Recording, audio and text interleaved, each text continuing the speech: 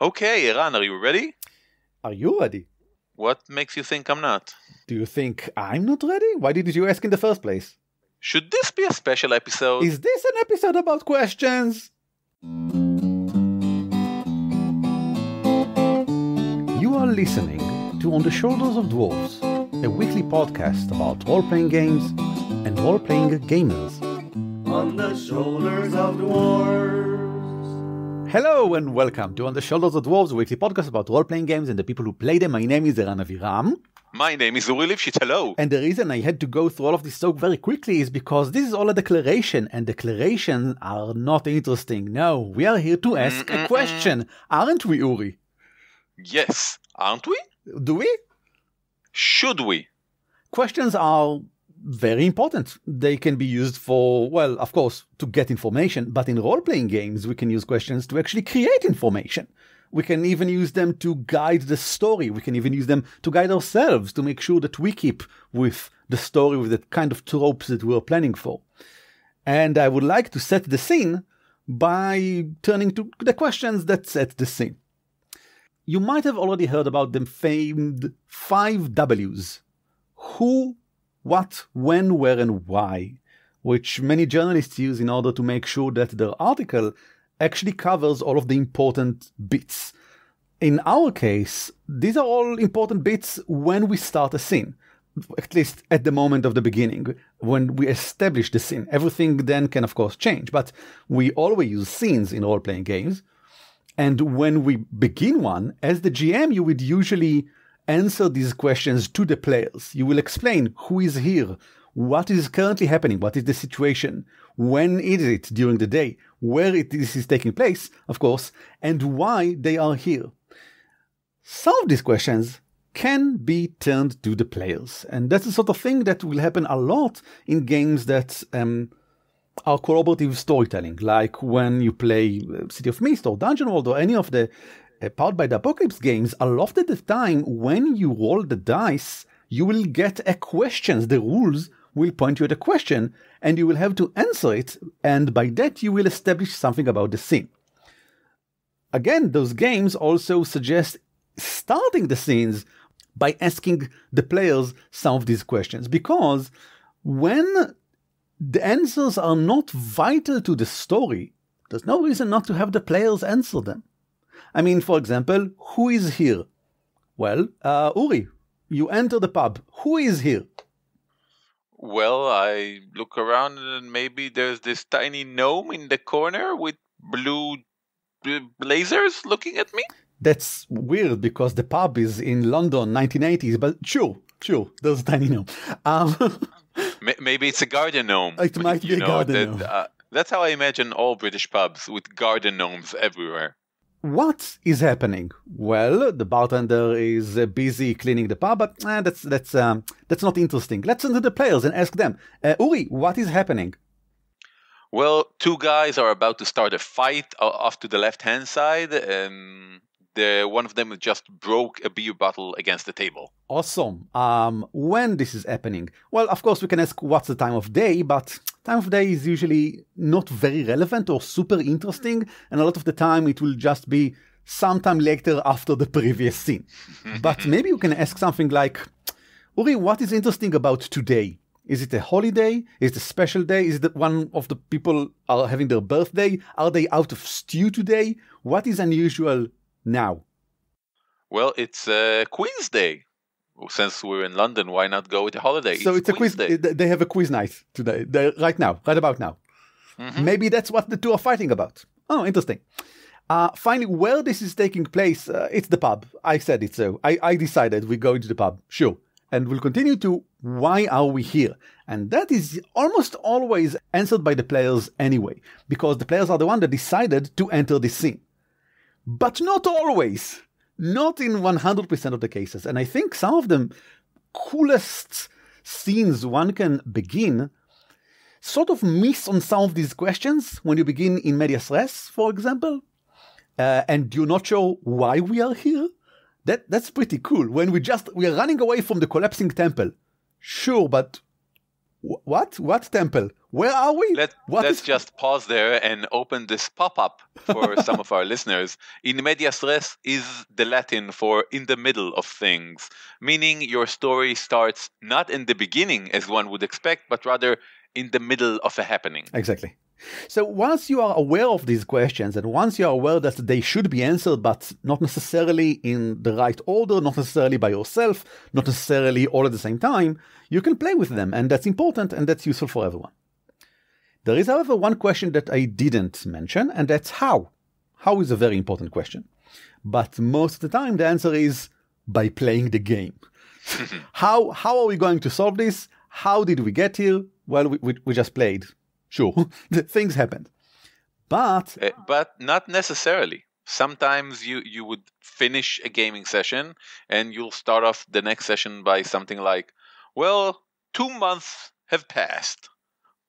What did you do? That's interesting because I see how as important for timescaping as well, but on the other way around. Like, I think that how is the most important question for retro justification.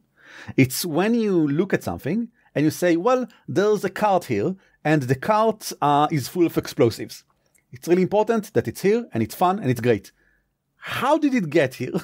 Not why. The answer to why is because that's going to make the scene awesome and excellent and I really like it. That's the answer to why. But how did it get here? What is the event that happened before? Well, it's probably the king's birthday and they are going to blow up some fireworks and this is a cart full of fireworks. And now I have something interesting to go along with and continue to the next scene where there's a ball. It's the ball for the king. Now everything clicks into place because I retro-justify why everything is happening because I now know how they came to be. That's my how. Finally, a few questions to think forward toward the future, toward where the story is going. These questions are the ones that I use to guide myself, and I ask them whenever something interesting or maybe not interesting enough is happening. I pause for a moment to ask myself these questions. It's not something vocal. I don't actually say them. I think them to myself. The first question is this getting us somewhere? I mean, is something happening? Are we having fun? Sure, but are we also like pushing the plot or a character art? Is something actually being propelled forward? Because if not, do we need this? Is this important? Do we need to have this scene? Do we need to have this conversation with this NPC? Can we maybe skip it? Can we maybe just turn it from an actual conversation around the table to saying, well, you talk to them and you decide that this and this and you continue on. And they tell you that this and this and continue on. I mean, do we actually need to now sit down and talk to the pub owner, or can I just tell them what the pub owner told them? Do we need now a conversational scene? Even if I feel myself, or even if the players already start talking in character, do we need this? Is it getting us somewhere? Because if not, maybe we should change something about it. Maybe we shall make sure that it ends quickly so we can continue on, or maybe we should just do something else. Uri, what about you? What do you do with questions? A good question, isn't it? It is. It's a very good question. I believe that questions are basically the most important tool that you can have as a GM, and one of the most important tools you can have as a player.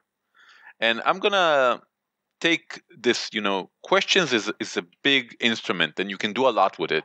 So I'm going to take this toolbox of questions and I'm going to try to let our listeners get a sense of some of the main tools that I use questions for. Number one, and I think this is obvious, is guiding the plot. As a GM myself, most of the time, I use question as a sort of way to perform subtle guidance for my players. For example, if there's a door, my players are playing characters, they're in a hallway, there's a door, there's screaming come from the other side of the door. Now, notice the difference between the GM saying, there are screams from the other side of the door. What do you do?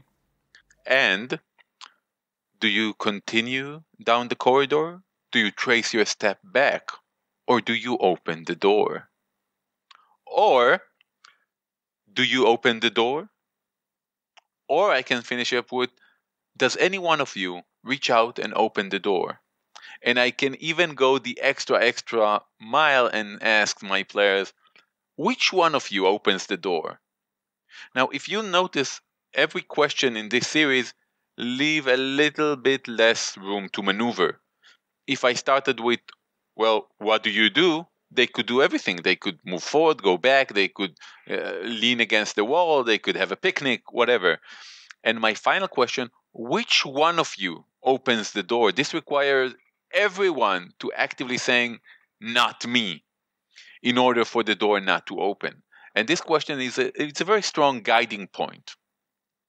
Now, you can even go at this from a very roundabout way. You can ask, okay, which one of you is standing furthest away from the door? Now, this is a very nice question because it immediately implies that something's going to happen in the vicinity of the door. Yes. Or you're going to be attacked from a different direction. Either way, it immediately propels the idea of action into the minds of everyone involved. The idea of running away or avoiding the door is left a little bit on the outskirts.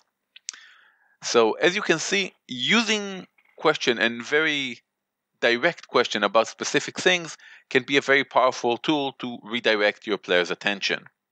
Now, you can hear a lot more about the concept of subtle railroading in the episode titled Subtle Railroading that is titled based on a workshop that I taught for the Adventure League's GM here in Israel. I'm a very firm believer that a subtle hand could guide a lot more firmly than an actual shove in the right direction. I also want to add the very interesting question, what is your passive perception? Which is the question that tells the players something, first of all, mechanical is happening, something regarding the rules, and second, something orienting toward violence is probably happening as well. Now, maybe nothing of the sort is actually happening. You can use this question to make the players get into this mood, because that's what the question does. It's a question that turns a knob in the player's minds. It makes them think, I should pay attention. So even asking it just like whenever you want them to make sure that they pay attention, like in the middle of the ball, everyone is dancing. What's your passive perception? There's something I might miss. I don't want to miss it. I will now listen closely. Now, this is also, and I'm moving to my second point, a great way to engage the players. I'm a huge fan of using my players for inspiration. I would often ask questions like, okay, what do you see inside the evil magician's room? Each player give me one object. And this is amazing because the synergy here is unbelievable. Players would give you inspiration to go to direction you would never think of because they're not you. This is also an excellent way of making the player feel like the world is also a bit theirs and they're also creating it with you. This could be also a very good opportunity for solving problems. But I remember, Eran, if you remember when we played years back and I was a rogue and Eran would never describe anything I could hide behind. Not because he was such a strict GM or he didn't want to give me that extra opportunity, because it's not something that was in his mind. And I remember I said, Eran, you asshole, I want to hide behind thing and backstab whoever's there. And Eran simply said, cool. So remind me in the beginning of every new scene to ask you to describe one single item in the room that you can hide behind. And we did that. And it was amazing because every room there was one thing which I added, and it helped both mechanically and it enriched the world. Now, you can also use questions for character development in similar sense. And when I talk about character development, I mean questions that are meant to bring to the surface either emotion, thoughts, or memories of the characters. For example, I remember one time from one of my sessions, I said something along the line of, there is an aura of devilish fear surrounding the demon. You have not been so afraid since... When exactly? And I point at one of the players, and then that player would continue saying, oh, well, my character has not been so afraid ever since she was 4 years old, and she fell down the well, and there were bats everywhere, and then she became Batman. Batman. And I would usually address such a question to one single character, one single player, make a note of it, and later I would select a different player to have a moment to describe something about his character which resonates with something that's happening currently in the game. This is an excellent in-game mechanic to create what you would see in TV show as a flashback, for example. And I love those because they really bring out whatever the player sees in his mind when he thinks about the character. Which bring me to one of my favorite type of questions, and that is the open-ended question. There is an amazing difference between I look around the room for a secret doorway, do I find any? Or I look around the room, what do I find? Now, this is a great tool for players because open-ended questions will invite the GM to provide more information and potential helpful tidbits that we can use. This is, in my eyes, the equivalent of your character taking the time to really observe what's around it. And I'm just going to mention here that saying I look around the room for a secret doorway will get you a yes or no answer.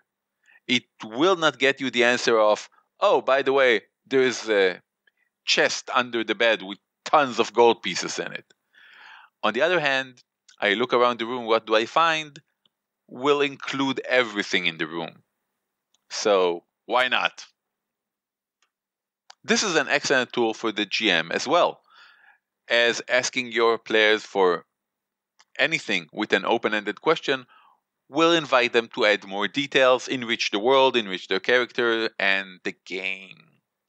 And now moving on to something we call the Chandelier rule. The Chandelier rule is basically if the player asks, is there a chandelier in the room? You as a GM should probably say yes, because there's a reason why your player asks that question. They probably have an idea or a plan that is dependent on whether or not that object exists inside that room. And when I say chandelier, it's just because it's the classic, okay, is there a chandelier in the room? Yes. So I jump atop the chandelier and I pull it down with a swing of my sword and I crash land on all the guards, as has been done in every Robin Hood movie ever, by contract.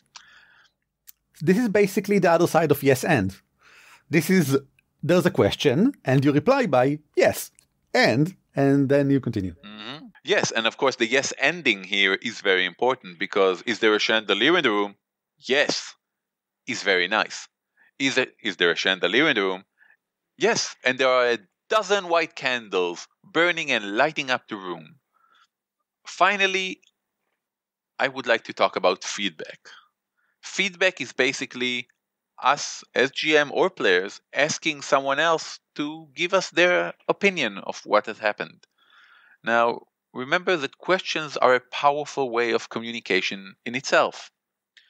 Asking at the end of a session, okay guys, can you name one thing that you really enjoyed and one thing that they would like to see more of?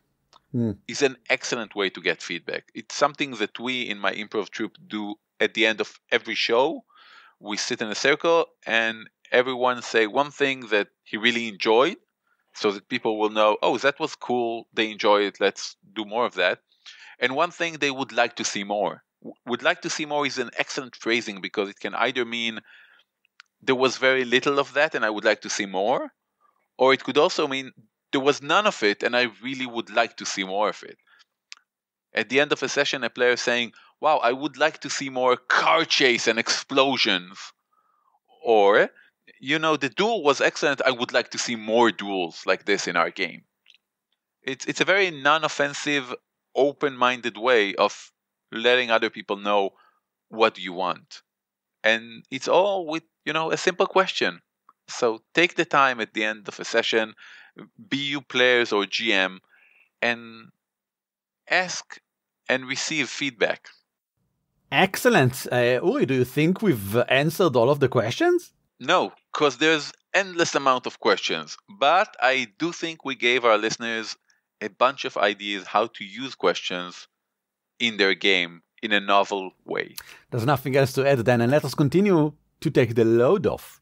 This world is carried on the shoulders of dwarves. This is the part of the show in which we talk about role-playing games in our own personal lives. And Uri, how about you begin? Well, I had an excellent gaming session this week, and the reason I'm bringing it up is because it is very relevant for this episode. I started off the session with a round of questions. Did you now? I did. I don't usually do that. Usually I like to start off quick pace and then work my way onward. But this time I just, took the time, did the round robin and asked, okay, so tell me what you did in the week that passed since the last gaming session. And, the first player said, oh, no, we just stayed home and passed the time because she couldn't be bothered. And the other player said, I took my Fomorian familiar fishing. And I said, amazing. Roll the die and see how many amazing items you found while fishing. She said, what? I said, yeah. She rolled a 3, and I gave her 3 magical items that the Fomorian simply fished out of the sea because she has this special connection with the river where they were fishing, and she simply found drowned items there. And everyone were like, what? Can you just get magic items by describing what you did in the last week? Apparently. And I said, well, she has the magic items. Moving on. What did you do? Well, and this is an experienced player, you can immediately tell, because I went around town and I met with all the wizards in town. Sure. And I said, well, cool. Most of them are out of town. You met 2 of them. One of them hates your guts. And the other one is the alchemist you've met in the previous adventure, and she gives you a whole bunch of magic brownies, which is, at least by my definition, a magical items, is all I'm saying. Okay. He wrote in his character sheet a box of magic brownies. Sure. So if it's on the character sheet, yeah, sure. It's in his character sheet, you cannot argue.